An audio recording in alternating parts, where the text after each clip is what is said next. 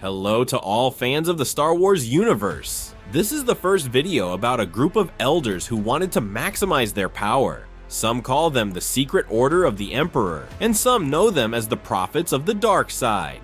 For those who want to help the channel by donating in the description, there are links where you can do it. Okay, here we go. The fundamental life credo of almost every adept of the dark side is absolute power, obtained at any cost. The followers of the dark side have never been stingy with their means in their endeavor to control the fate of millions of creatures. The price of the infinite greatness of individual lords was the entire civilization. However, there are exceptions. The history of the prophets of the dark side goes back to the eventful years after the end of the new Sith Wars. It was an era of despair, strife, and boundless hatred. The cult owes its origins to a remarkable figure named Darth Millennial, the fourth Dark Lord of the Sith dynasty founded by the late Darth Bane under the banner of the Rule of Two. Two there should be, no more, no less. One to embody power, the other to crave it.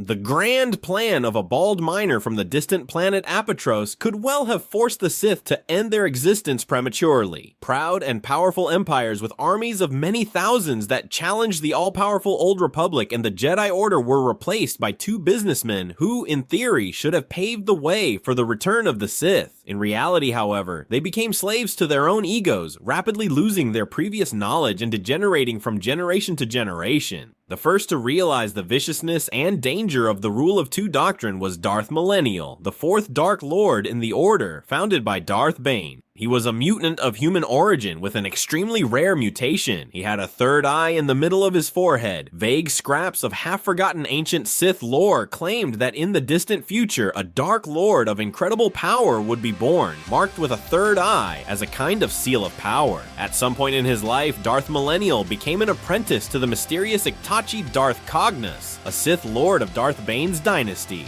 Ictachi believed in Bane's infallibility, and in 980, before the Battle of Yavin, she had every chance to continue her years of work to restore the Sith to power over the galaxy as his official apprentice to replace the disappointing Zana. However, the outcome of the duel on Ambria between Darth Bane and Darth Zana showed the aging Sith just how wrong he had been about his former protege.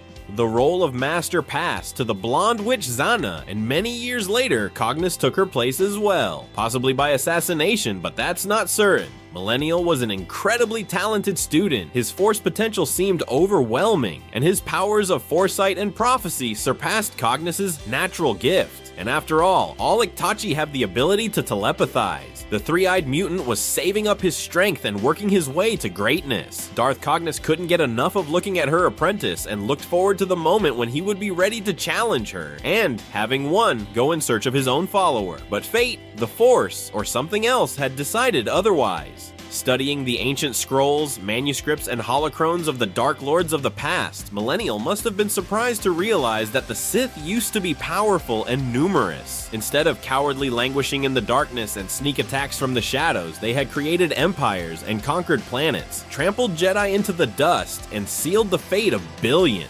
In short, they had a lot of fun. Power was not Millennial's only end in itself, but only a means, a key to something greater. Millennial learned that the Sith owed their downfall to the great Darth Bane, whose name he had honored for years. Through cunning manipulation, this cunning lover of intrigue brought about the death of Lord Khan and his Brotherhood of Darkness, thus contributing to the victory of the Jedi Order.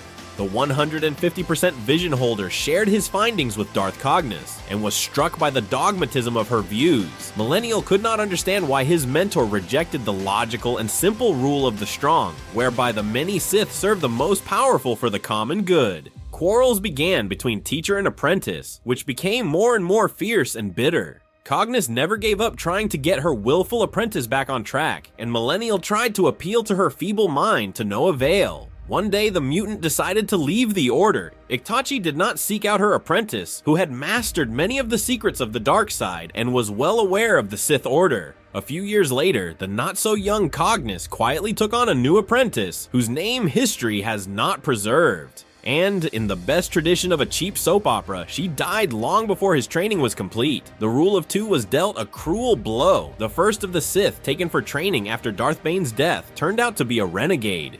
Meanwhile, Darth Millennial has decided to hide in the dark depths of the Cloak of the Sith star cluster in the Outer Rim. His new home was the planet Dromund Kaas, once the glittering capital of the Sith Empire under the godlike Emperor Vishhate. However, the days of the former glory and grandeur of this world were long gone. The bearded, three-eyed man was greeted only by cold burial grounds, endless swamps, and ruins. The spirits of the Dark Lords showed no interest in Darth Millennial's appearance, but the Duracrit slabs and columns of majestic fortresses and cathedrals, scarred by thousands of years of erosion, spoke more eloquently than words of the Sith's great past. A past when the adepts of the dark side could dictate their will to all unworthy inferior beings. In search of knowledge, Darth Millennial delved into the vast labyrinths of the underground tombs and catacombs of Dromund Kaas. Finding the archives of the planet's former masters, the talented Sith began to study them, amazed at how much had been lost due to the demise of the former Sith society. Holocrons of the Dark Lords, priceless artifacts, philosophical works of ancient scholars opened before him a picture of the cold majesty of the dark side in all its splendor.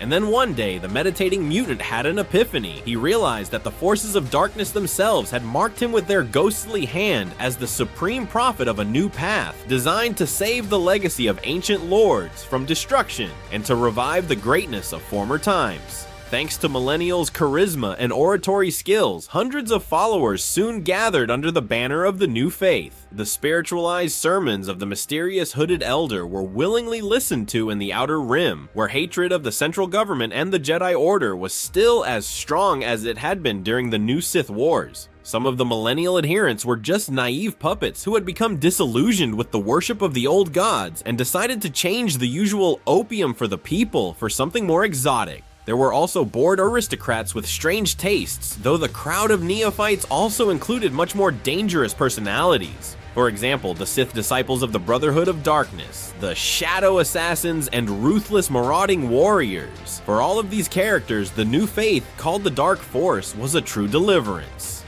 However, some of Millennial's followers soon realized that true service to the cult of darkness was very different from their ideas of a better life.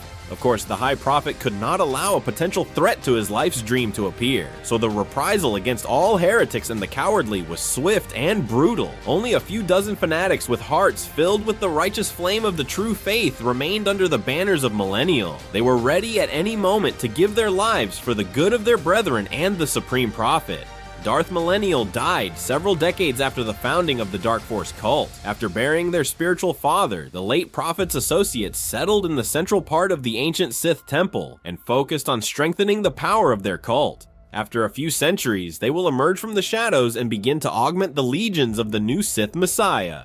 The main distinguishing feature of each of the adherents of the Order of the Prophets, regardless of race, gender, or social origin, were shimmering cloaks with deep hoods made to resemble the sacred garments of Millennial. Male cultists wore beards in imitation of the Great Father, while the few female prophets were characterized by luxuriant hair and somber gothic makeup. However, the tradition of face painting like the Night Sisters of Dathomir had not caught on with the prophetesses. Like many other dark sects, the Seers used a complex system of exotic tattoos that served as identifying marks for the initiates. As a rule, the tattoos of the prophets were applied on the hand or on the open palm and informed about the rank, status, and merits of their owner, and the higher were his merits, the more complicated was the tattoo. Unlike the vast majority of influential Sith organizations of the post-Rusin period, the prophets of the dark side were known primarily as gifted visionaries rather than warriors or assassins. The unquestionable authority of the cult's patriarch, the rigid hierarchy, and the skill of executioners worthy of the Yuuzhan Vongs themselves, who were always ready to demonstrate to doubting heretics the full extent of their delusions, kept the cultists from the usual power struggles of the adherents of darkness. Emissaries of the Order often wandered the galaxy in search of potential disciples and lost Sith artifacts in an effort to preserve the legacy of past lords from destruction by the Jedi Temple Boys. Over the course of several centuries, the prophets of the dark side have amassed power and might. From time to time, some of them were hired as personal diviners, spiritual advisors, or court sorcerers, to powerful patrons ranging from the overly noble rulers of individual planets and star systems to mysterious individuals who sometimes included followers of the Rule of Two. It is worth noting that in the many centuries of the Order's existence, The smug members of the Jedi Supreme Council on Coruscant had never once come across a single prophet, dead or alive. They had been fully convinced of the Sith's elimination back in the 9090s before the Battle of Yavin. However, it was not the first case of fantastic blindness of the defenders of peace and justice, nor the last. Approximately 180 years before the annihilation of one Grand Moff in orbit of Yavin's fourth moon, a former Jedi named Kib Jeen was training on Dromund Kaas, having crossed over to the dark side of the Force while exploring the ruins of Darth Riven's fortress. Without thinking long, Jeen killed his teacher and set out to find his Sith way. The prophets of the dark side not only revealed to Kib the limitless potential of the dark side, but also introduced him to other Sith organizations, including the secret existence of the Sith Lords of the Rule of Two. Unfortunately, Jeen did not become a full heir to the traditions of Darth Millennial, for the relatively peaceful nature of the Prophet's teachings did not appeal to the young Sith's rebellious nature. He soon left the burial grounds of Dromund Kaas and set out to test his fate in a struggle for power over the Kalaran system. Eventually, the self-proclaimed Pirate Baron met with Jedi justice. Just before his death, a wounded Jeen informed his former comrades in confidence of the Sith's return. Also, that the two there should be, no more, no less. One to embody power, the other to crave it. It is worth noting that Kib showed an uncharacteristic gratitude to the Adepts of Darkness, and did not betray his mentors to the Jedi Order. At some point, the Prophets of the Dark Side established a secret laboratory on the Dromund Kaas moon, Kalikar 6. There they conducted experiments in Sith alchemy. In the 100th year before the Battle of Yavin, the vain Baron Yorn of Coruscant attempted to settle in the Temple of the Prophets to learn the secrets of the darkness. But one day, all the members of the expedition disappeared, and the Baron went mad and tore out his own eyes and tongue. It is believed that this incident was not without the participation of Kronel, one of the most powerful and immoral adherents of the Order of Prophets, even by the standards of the dark side. Once upon a time, the young prophet had been trained by the sorcerers of Rand, lords of decay and entropy from the depths of the unknown regions. With the perfect combination of secret force techniques, narcissism, and an endless thirst for true greatness, Kronel made a meteoric career among the prophets, but his attempts to reform the tenets of the Order to conform to Rand's version of the Way of Darkness failed. The only thing the bearded elders enjoyed was the bacchanalian orgies with young neophyte maidens or uninvited visitors to the inhospitable Sith planet. Lord Kronel encouraged the base instincts of the elders in every way possible. In the name of the power of darkness and entropy, he not only gave the prophets his own daughter Saris, but also personally took part in the group act. He would later be destined to play one of the most colorful yet bloody parts in Emperor Palpatine's symphony of absolute power. Meanwhile, the galaxy was changing rapidly, and with the endless local conflicts, the depraved lifestyles of corrupt senators from Coruscant, the growing discontent of the Outer Ring, and the general decline of morals, the prophets of the dark side heard in the whispers of darkness a revelation of the imminent arrival of a good uncle who would be the true embodiment of the ideals of the great Darth Millennial. A man was about to appear who could reshape the galaxy as he wished and cleanse it of despicable vermin. A man worthy to become the avatar of the dark side. And the Force suggested that this man, living under the guise of a humble and virtuous politician of an unknown outlying planet, was preparing to honor Dromund Kaas with his presence. Darth Sidious stepped onto the surface of Dromund Kaas several years before he took the position of Supreme Chancellor of the Galactic Republic and murdered his own teacher, Darth Plagueis. The bearded old men in dark robes welcomed the powerful Sith, promising him loyal service as he was the Messiah incarnate, the one personally spoken of by the great Millennial himself, and so on. In exchange, they asked for only one thing. Sidious's agents must erase from the archives of the Jedi Order all existing references to Dromund Kaas and its inhabitants. Intrigued by the unusual nature of the prophets and their unique powers of prediction, Sidious gladly agreed. Not a couple of years later, the renowned Jedi Master Dooku became disillusioned with the ideals of the Galactic Republic and swore an oath to Darth Sidious, and before leaving the Order, he deleted information about Kamino and 3.5 other planets from the Jedi archives, one of which turned out to be Dromund Kaas. Shortly before the start of the Clone Wars, the elderly patriarch of the Dark Side Prophet cult passed away. The coveted chair with the title of Supreme Prophet was Kronel's dream, but Darth Sidious had his say, and it shattered the Randites' most ambitious plans in an instant. In return, Kronel became the Sith Lord's personal monster maker. The new Supreme Prophet was Kadan, a former Jedi Knight who had joined the Prophet sect shortly after his fall to the dark side. Unlike the vast majority of Jedi, Kadan detested empty bluster and aggressive negotiations. The humble thinker and philosopher was far more interested in the nature of the Force. Disillusioned with the Council's position and its views on the nature of the balance of the Force, Kadan left the Order and traveled the galaxy in search of an answer to the ultimate question of life, the universe, and everything. One day, the Force led him to Dromund Kaas, and the ex-Jedi, a longtime student of the dark side, embraced the tenets of the teachings of the prophets of the dark side. His apprentice, right-hand man and bodyguard was Jedgar, a would-be laborer from the Agricultural Corps. The Jedi Masters found his gift for foreseeing the future dangerous and unnecessary, sending him to shovel manure somewhere in the Outer Rim territories. Anger, resentment, and humiliation quickly swayed the young excrement digger to the side of darkness. But a meeting with his wise mentor, Kadan, curbed his natural rage and secured a decent future. During the Clone Wars, the prophets of the dark side officially joined the Confederacy of Independent Systems. True, the loyalty of the Seers belonged only to Lord Sidious and his apprentice, Lord Tyrannus. Thanks to the support of the Seers, the Confederacy forces led by Commander Asajj Ventress managed to defeat the Republic at the Battle of Dromund Kaas. But the Bald Beauty's cooperation with the Elders did not leave the most pleasant memories. Mother Talzin, head of the cult of the Night Sisters of Dathomir, was also rather skeptical of the prophets. In her opinion, the skills of the Dromund Kaas people in predicting the future were nothing more than clever and skillful charlatanism designed only to extract money from foolish employers, and certainly not in comparison with the unique perception of the force of the Night Sisters.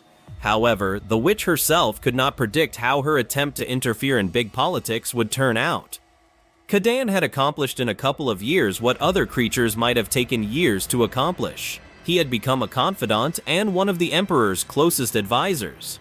The authority of the prophets of the dark side grew to unprecedented heights, but their hideout on Dromund Kaas was no longer a secret.